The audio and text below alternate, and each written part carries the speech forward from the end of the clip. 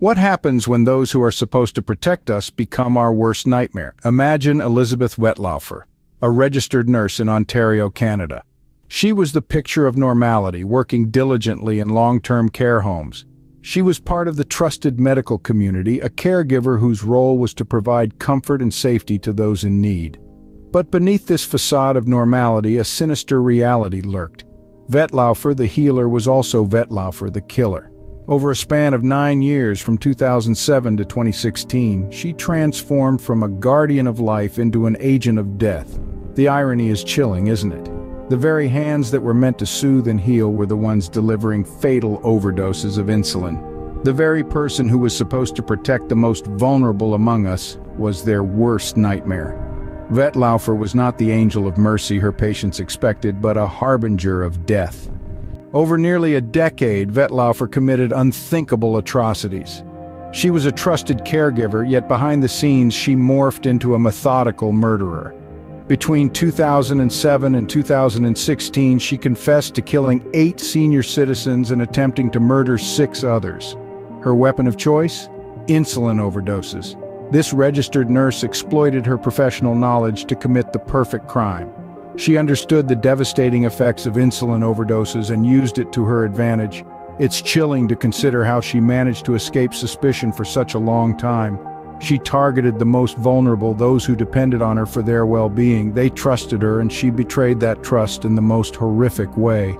She turned the safe haven of a care home into a silent killing ground, leaving a trail of victims in her wake.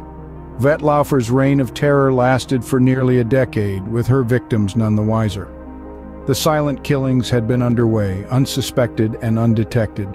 Her crimes, however, didn't come to light through meticulous police work, but through her own guilt-ridden confession. Elizabeth Wettlaufer, a seemingly dedicated nurse, shocked those around her when she confessed to her heinous crimes. The burden of her actions had become too weighty for her to bear alone. She divulged her dark secret to mental health professionals and a pastor, revealing a stark contrast to the caring healthcare professional facade she had displayed for years. The professionals who heard her confession were taken aback, disbelief etched on their faces as they grappled with the horrific reality of her actions. The shock, however, did not paralyze them. They understood the gravity of her confession, and they acted swiftly, alerting the authorities about the chilling confessions of a serial killer lurking within their community. Wettlaufer's confession brought her deadly secret out into the open, and justice was swift. The wheels of justice began to turn, setting the stage for what would be a landmark case in Canadian history. In 2017, the court passed its judgment. Elizabeth Wettlaufer, the once trusted nurse, was sentenced to life imprisonment with no possibility of parole for 25 years. The sentence was a chilling reminder of the heinous acts she committed. The courtroom was filled with a mix of relief and sorrow. Relief because justice was served, and sorrow because no punishment could bring back the lives lost.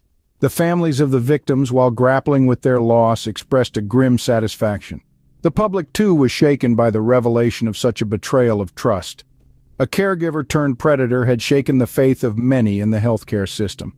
The reaction was unanimous: shock, disbelief, and anger. But amidst the tumult, there was also a call for change, a call to ensure that such a tragedy never repeats itself. Wettlaufer was locked away, but her actions left a lasting impact. Wettlaufer's crimes forced a hard look at the system that allowed her to kill. Her actions sent shockwaves through the healthcare community, prompting a public inquiry into the safety and security of residents in long-term care homes across Canada.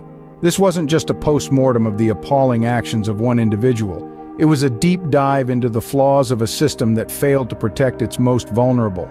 The inquiry shed light on glaring gaps in the oversight of long-term care facilities, leading to recommendations for systemic changes.